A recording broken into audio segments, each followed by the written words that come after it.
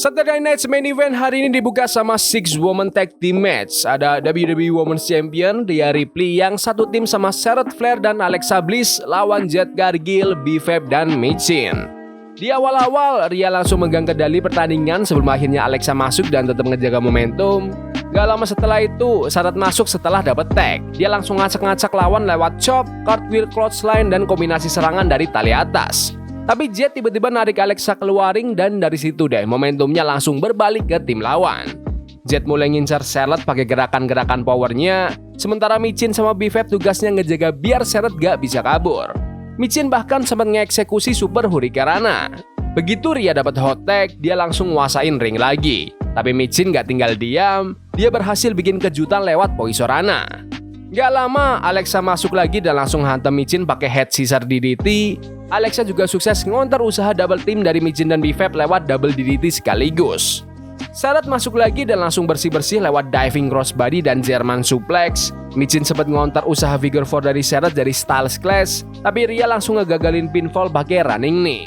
Setelah itu, keenam pegulat ini saling baku hantam. Akhirnya, Rhea dan Jade sama-sama dapat tag di waktu yang barengan, bikin suasana makin panas menjelang perebutan sabuk di Clash in Italy minggu depan. Mereka berdua saling adu jotos sebelum Rhea berhasil daratin Riptide, tapi sayang, Michin langsung ngegagalin hitungan wasit. Setelah Charlotte, Rhea dan Alexa Bliss menunjukin chemistry kerjasama yang oke, Jade tiba-tiba ngejatuhin Rhea pakai pump kick dan langsung dilanjutin sama Jade untuk memenangkan pertandingan. Jujur, aku terkesan banget sih sama pertandingan ini. Gak nyangka bakal sebagus itu. Pertandingannya bener-bener seru dengan tempo yang cepet dari awal sampai akhir. B-Fab mungkin emang belum berpengalaman pegulat lain di ring ini, tapi performanya di acara ini patut diacungi jempol.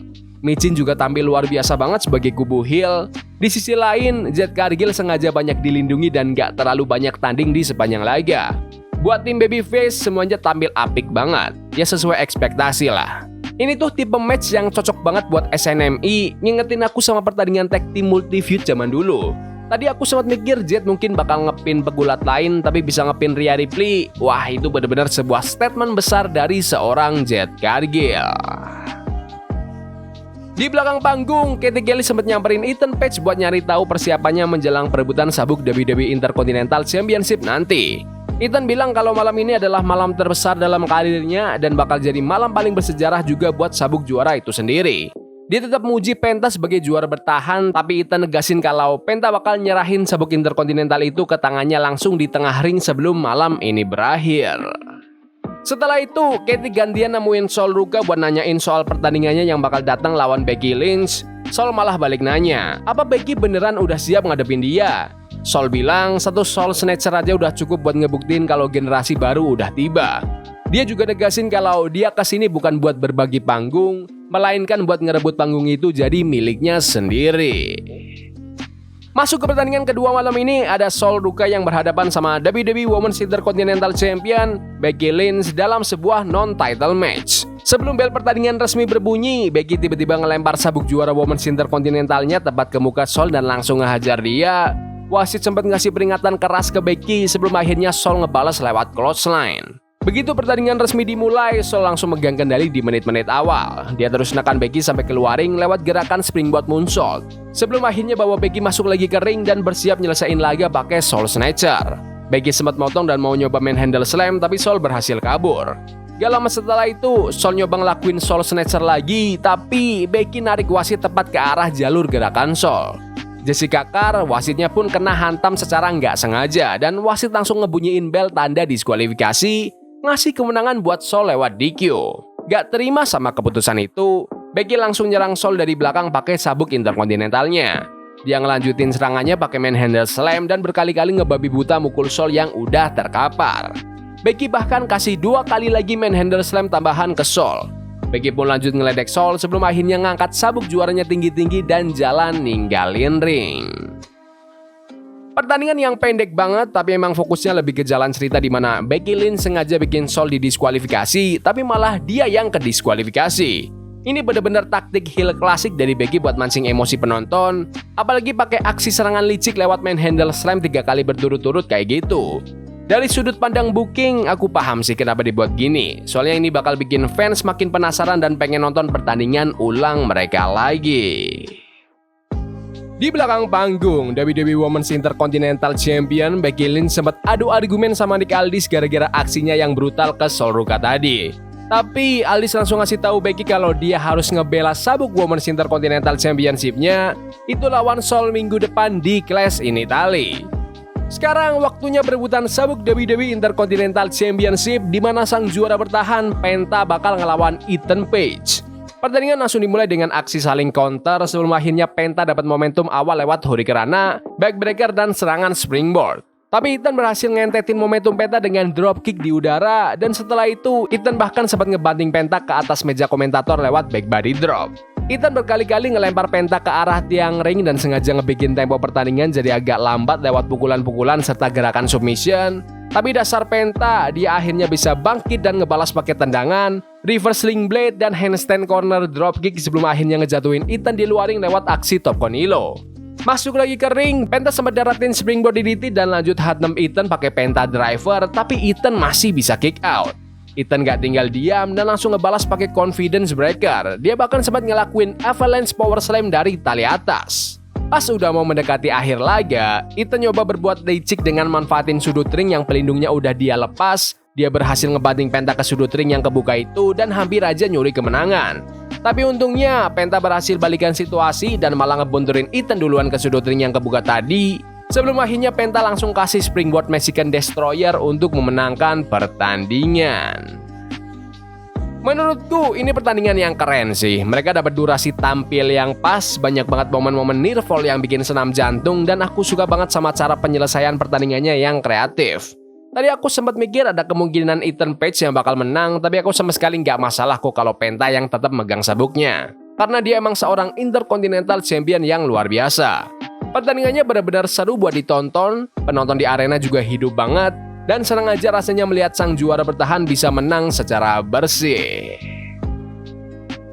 Di belakang panggung, Katie Kelly sempat ngobrol bareng WWE Women's Tag Team Champions Brie Bella dan Paige sebelum mereka maju buat ngebela sabuk juara mereka. Brie mengakui kalau di pertandingan ini posisi mereka emang kurang diunggulkan, tapi dia ngingetin kalau mereka udah pernah ngalahin lawan-lawannya itu sebelum ini. Jadi mereka pasti bisa ngelakuinnya lagi.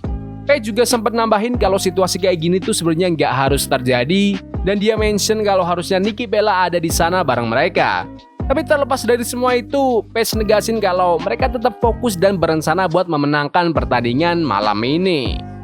Masuk ke pertandingan perebutan WWE Women's Tag Team Championship, sang juara bertahan Brie Bella dan Paige bakal ngebela sabuk mereka dari tantangan Nia Jax dan Lash Legend. Paige sama Brie langsung memulai laga dengan sangat agresif. Mereka berdua benar-benar langsung ngegempur kedua penantang di awal sebelum akhirnya Nia berhasil ngebalikin momentum lewat Samoan Drop. Lash kemudian masuk ke ring dan langsung manfaatin keunggulan kekuatannya buat mengisolasi Paige biar nggak bisa kemana-mana. Tapi untungnya setelah Nia gagal ngelakuin shoulder attack, Paige akhirnya berhasil ngegapai Brie buat ngasih hot tag. Brie langsung masuk ke ring dengan penuh energi lewat missile dropkick dan langsung dilanjutin sama kombinasi yes kick, tapi Nia cepet tanggap. Nia bahkan sempat ngelanjutin lewat leg drop dari tali kedua. Tapi untungnya Paige buru-buru masuk buat ngegagalin hitungan wasit. Tapi sialnya dia malah langsung ditangkap sama Nia. Kerennya, Paige langsung bisa ngonter gerakan itu jadi roll up, dan si Brie dengan cerdiknya ikut nambahin tekanan dari luar ring pas wasit lagi ngitung untuk memenangkan pertandingan. Menurutku matchnya lumayan oke sih, di mana kubu heel mendominasi hampir di sepanjang laga, terus si Brie Bella muncul dengan bantuan yang kreatif banget buat bantuin Paige ngepin Nia Jax. Tapi menurutku harusnya dari awal kubu heel nyoba main curang duluan di sepanjang pertandingan, biar pas di akhir kubu babyface menang pakai cara yang agak curang kayak gitu, jadi terasa lebih masuk akal. Kalau dari awal mereka udah dicurangi, pas si Brie ikutan curang buat bantuin Paige menang, penonton pasti ngerasa itu adil-adil aja. Di tempat lain di belakang panggung, World Tag Team Champions Logan Paul dan Austin Theory lagi pemanasan nih.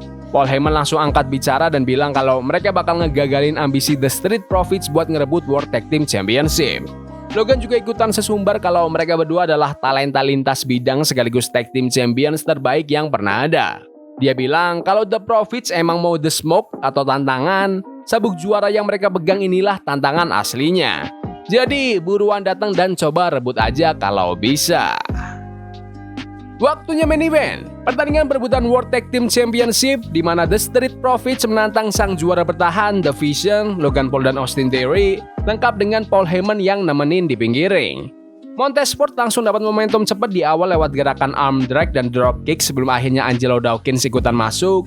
The Street Profits benar-benar ngeluarin rentetan gerakan double team ke kedua sang juara bertahan dan sempat megang kendali penuh atas jalannya pertandingan. Dawkins terus ngejaga dominasinya atas Logan Paul sampai akhirnya Logan pakai trik licik buat ngejatuhin Montez dari pinggir ring, dan dari situ momentum langsung berbalik. Theory dan Logan mulai mengisolasi Dawkins lewat serangan kombinasi dan kuncian-kuncian submission, sementara Paul Heyman asik nontonin dari pinggir ring. Setelah berjuang keras, Dawkins akhirnya bisa keluar dari tekanan dan berhasil masukin Montez ke ring. Montez langsung merubah tempo pertandingan lewat diving back elbow, power slam, dan standing moonsault. Gak lama setelah itu, Logan Paul ngelakuin blind tag dan langsung ngehantam Montez pakai backshot lariat. Tapi The Profits gak tinggal diam. Mereka langsung ngebalas lewat kombinasi gerakan pounce yang diterusin jadi German suplex dan dilanjutin sama gerakan andalan mereka, Doomsday Device Blockbuster. Sayangnya, Logan masih keburu masuk buat ngegagalin hitungan wasit. Aksi seru ini sampai pecah keluar ring pas Montez nekat melompat ngelewatin tiang ring. Gak lama setelah itu, tiba-tiba Bron Breakker lari ke pinggir ring, tapi untungnya Dawkins sigap dan langsung ngelempar Breakker ngelewatin meja komentator. Balik lagi ke dalam ring, Dawkins sukses kasih announcement ke Austin Theory yang langsung disambung sama frog splash dari Montez Ford. Tapi Paul Heyman dengan cerdiknya narik kaki Theory dan naruh di atas tali paling bawah buat berhentiin hitungan. Montez yang emosi langsung nyamperin Heyman, tapi apesnya Logan Paul tiba-tiba ngehantam Montez pakai brass knuckle. Dawkins sempat hantam Logan pakai somersault senton, tapi di dalam ring, Theory langsung ngepin Montez yang udah pingsan untuk memenangkan pertandingan. Setelah pertandingan selesai, The Vision ngerayain kemenangan mereka di jalan masuk panggung, sementara Bron Breakker balik lagi ke ring buat ngehajar The Street Profits yang udah tepar. Breakker kemudian berdiri bareng Logan Paul, Austin Theory, dan Paul Heyman menutup jalannya pertunjukan hari ini. Kemenangan yang licik banget ya buat sang juara bertahan yang emang kubu heel. Tapi ya penutupan kayak gini emang cocok banget sih buat karakter kayak Logan Paul dan Austin Theory. Lagian ceritanya juga masih bisa terus dibangun biar The Street Profits bisa dapat pertandingan ulang yang lebih bagus lagi nanti. Di detik-detik terakhir tadi mereka nunjukin beberapa momen yang kreatif banget. Aku nebak kemungkinan besar The Profits baru bakal berhasil ngerebut sabuk juara ini pas di SummerSlam nanti, atau ya bisa aja lebih cepat dari itu.